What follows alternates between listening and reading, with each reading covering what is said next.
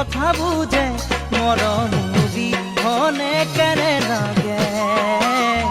চকু পানী কেনে দৰে খৰে